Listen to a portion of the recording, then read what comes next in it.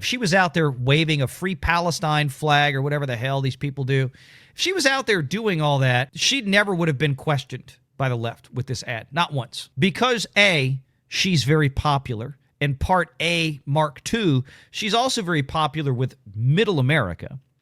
And then she is not vocal in her politics, meaning she is not using her quote-unquote agency of being popular to extol the false virtues of radical leftism. From a Hollywood standpoint, she has become an enemy.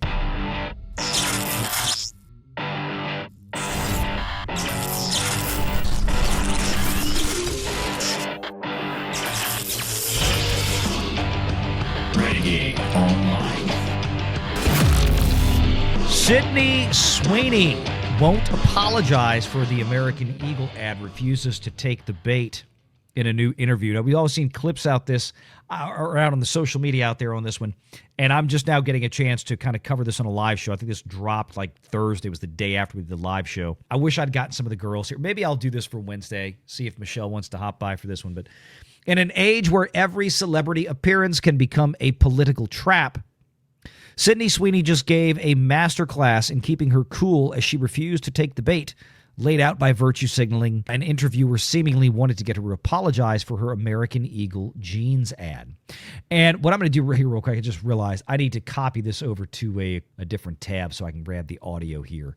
So bear with me 1 second. So the bottom line here, boys and girls, is that people tried to make this out to where there really wasn't any backlash from the left.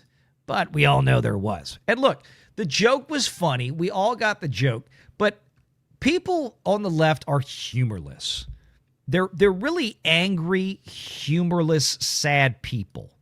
You know, same kind of people who work at a major television station like the BBC and then deliberately doctor a Trump speech to make him say something that he didn't say.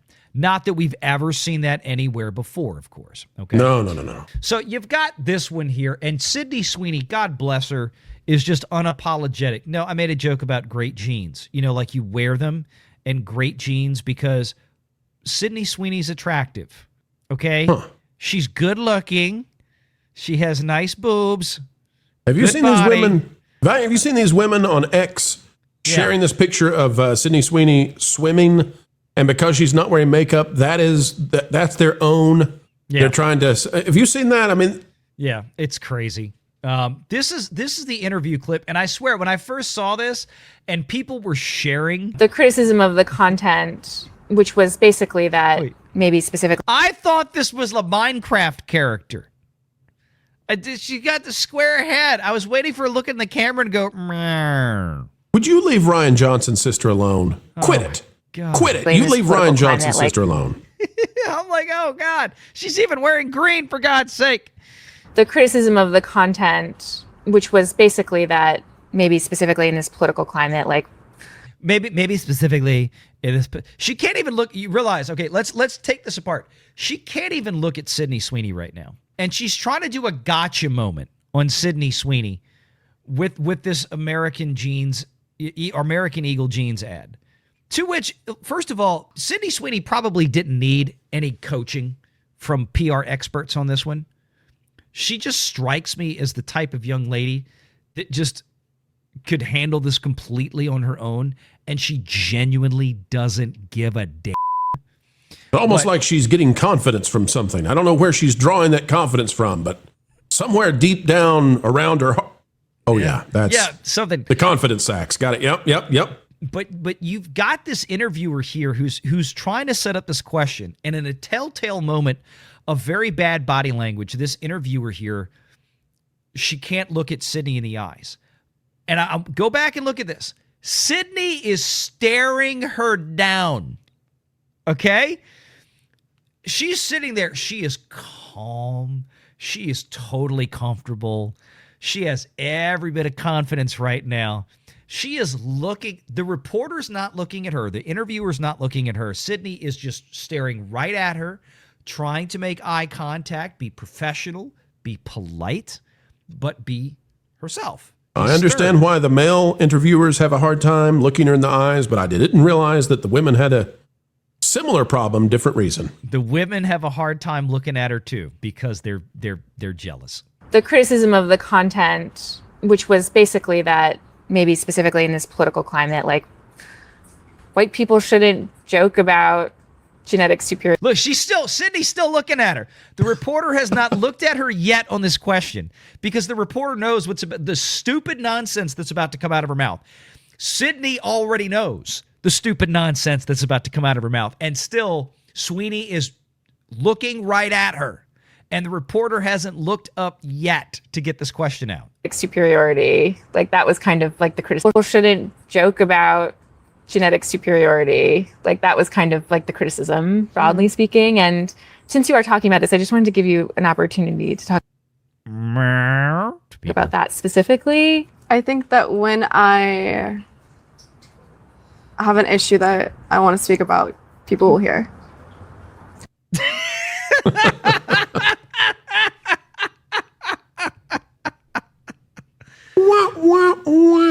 Yeah, I mean, it's like, I don't want to answer. It's so stupid. I mean, there was more obviously to the interview, but I mean, just the whole thing about blowing this off, like they keep trying to get her in these gotcha moments. And she's answered this a number of times before, talking about, it's a jeans ad. It's a joke to have good jeans, right? To look good.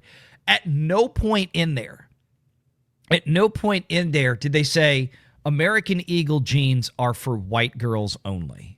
There was no inference to it being for white girls only. No, this is proof positive that these people are racists.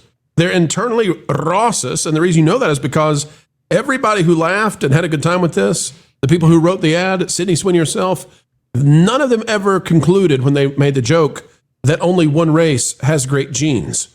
But these, the woke rainbow warriors, they come at this from that standpoint. They come at it from everything is about oppressed and oppressor. So when they jump all over her, it has to do with them seeing this from the standpoint of, oh, it must be because she's beautiful and white.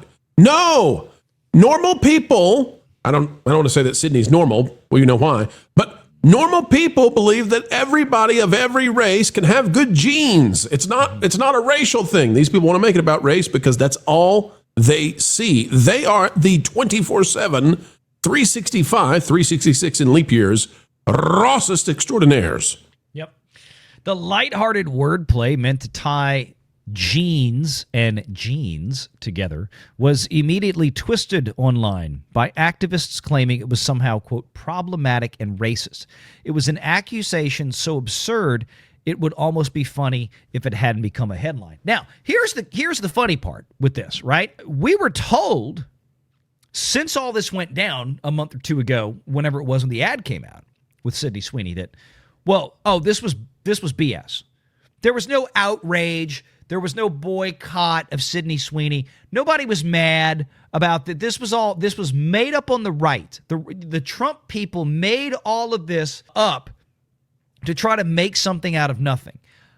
Again, I'm a little confused. Why then did this happen? The criticism of the content, which was basically that maybe specifically in this political climate, like white people shouldn't joke about genetic superiority. Like that was kind of like the criticism, broadly speaking. And since you are talking about this, I just wanted to give you an opportunity to talk about that specifically. I think that Specifically, like with an upward inflection at the end of every sentence. And it's, God.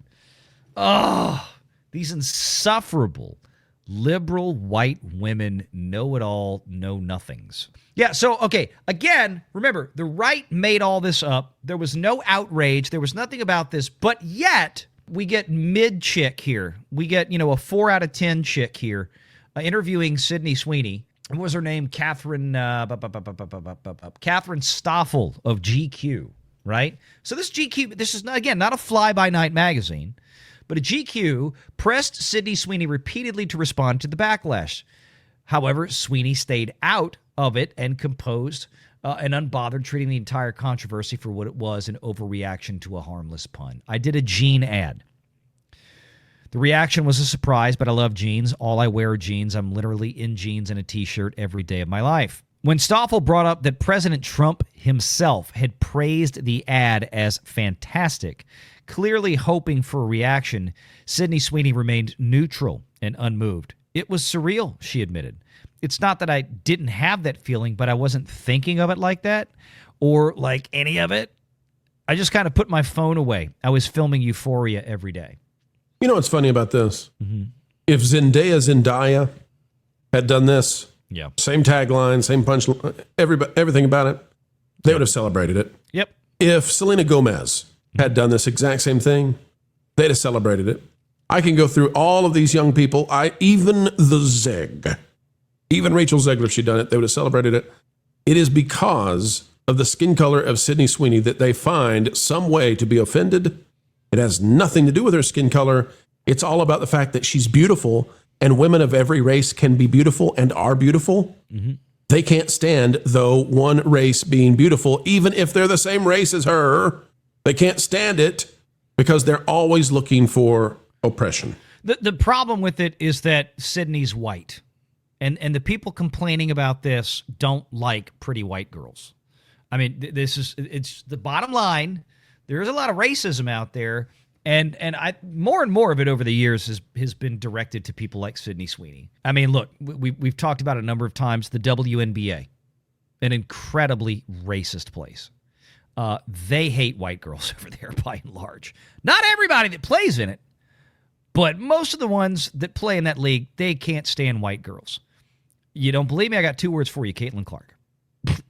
I got 2 more words for you. How about Lexi Hall? I got 2 more words after that. Sophie Cunningham. They really don't like these girls because they're popular and they're pretty and they're white. And they really don't think they belong there. Sydney Sweeney became the latest victim of this, the kind of hate white girl mentality from the left, which includes, ironically, a lot of other white girls. But they just happen to be mostly kind of ugly. And they hate people like Sydney Sweeney. And then they really hated her when she did not go out there and toe the political line of the left. She did not want to go out and start stumping on Instagram for boys to go use girls' bathrooms and trans rights, quote unquote, whatever the hell those are. And she doesn't want to go out and turn her social popularity into yet another hard left political weapon from the Hollywood, California types. Sydney doesn't want to do it. That's not what she wants to do. That's not who she is. You're saying if she would just buddy up with Mark Ruffalo, if she would just share her closet with Pedro Pascal, they would all be good friends with her. That's it. If she was out there waving the trans flag, if she was out there, helping to pay for little Billy's gender mutilation surgery, if she was out there stumping for, if she was out there waving a free Palestine flag or whatever the hell these people do, if she was out there doing all that, she never would have been questioned by the left with this ad. Not once. But because she's not, 2 parts. Because A, she's very popular, and part A, Mark II, she's also very popular with middle America. And then she is not vocal in her politics, meaning she is not using her quote-unquote agency of being popular to extol the false virtues of radical leftism from a Hollywood standpoint. She has become an enemy. When she's asked a question directly like this, this was the interviewer setting her up. They just wanted her to give a sense. This thing right here. Ryan Johnson's sister. You're going to focus on her again. Poor lady. This is the face right here. This is the poster child of what I would call the American white liberal woman. It's a waste of space. And she is sitting there.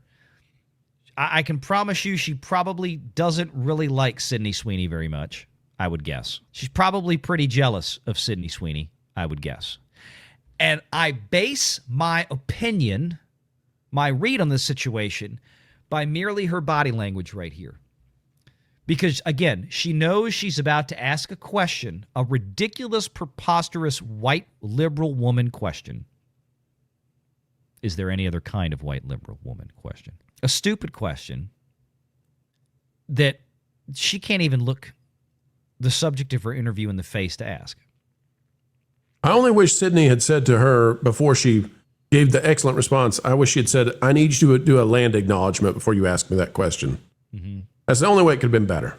Yeah. I mean, yeah, right there. How about that?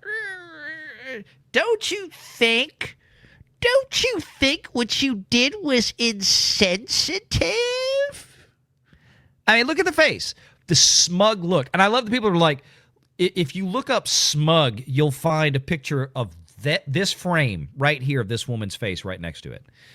And it really does define it. The Hollywood type, and again, she's from GQ magazine. I mean, a very classic, very well-known, very famous publication. She knows exactly what she's doing here, and they're an insufferable group of people. Chance, she drives a Prius, 100%. Yeah, pretty good. I wanted to give you an opportunity to talk about that specific. I wanted to give you an opportunity to talk about the fact that you're a white Nazi racist bitch. Now that I've taken a total crap on you, yeah, I know you're beautiful and I don't really have any standing other than I'm just morally superior in every possible way. Yeah. Now that I've just taken a giant dump on you, I want to give you the chance to respond to it. Yeah. Would you like to respond, Sydney? Yeah. To me taking a giant dump on you right here? That's right. I have to go home and change my litter boxes for all my cats. Specifically, I think that when I have an issue that I want to speak about, people will hear. That was the end of it. And here's the great thing. Sydney Sweeney knew enough at this point, whether this came straight out of the heart or, again, I mean, almost undoubtedly, let's be realistic, she's probably had a little bit of PR coaching in how to respond to these kind of questions since all this ridiculous non-issue went down when the ad came out, to just not answer the question. And especially, and most importantly, and this is why Sydney Sweeney won, she didn't try to apologize. She didn't even go into, I'm really sorry that some people felt that way. I mean, she didn't even give him that little tiny carrot, which isn't even a carrot. It's actually more insulting. But it would have been the truth if she said that, I'm sorry that you felt that way, but that's not what we did. She didn't even do that. She gave her nothing. She gave her less than nothing. Good. And exactly, this is the point, this is how you disarm a ridiculous argument. Because if it had been me sitting there, I mean, I might not have been quite so dry with my answer, but it would have been something along the same lines of, I'm sorry, but I'm going to go ahead and I'm going to reject the premise of your argument up front. Because if we want to have a conversation about things, that's fine. But if we're going to start from a false premise, then it doesn't show good faith. And trying to insinuate that somehow, this ad had undertones of quote-unquote racism is a ridiculous premise. And anybody who thinks that probably is disconnected from reality. I mean, but again, I liked her answer better. Just, yeah, if I have anything to say on any kind of important subjects, you'll know. Love Bye. It. That's how to handle it. I mean, that's it. People out there watching the show right now, you guys have heard us complain for years about how, unfortunately, far too many actors, like people that they said something, hey, they were right. They went out and they put themselves in the line and they made a good point, only immediately to get turned around, backed into a corner, have their brains politically and socially bashed in with a social crowbar by other Hollywood elites or something along those lines, for them to come out and then basically bend the knee and recant because they were told their careers would end. Sydney Sweeney doesn't care. Look, Sydney Sweeney had a movie come out this weekend. Did very poorly at the box office. A little small indie film called Christie. Okay? Didn't do that great. Now, I don't know how good the film is. It's about a female boxer or MMA fighter or something. It's probably not something that I would go sit down and watch. But here's the thing. That doesn't matter. I'm talking about Sydney Sweeney as the person here, not the person on stage. I've never really watched an episode of Euphoria. I don't know if I watched her in, I can't remember the name of the movie right now. It was a horror movie. She played a nun. Dang it, what the hell is the name of the movie? I can't even remember right now. It just slipped out of my mind.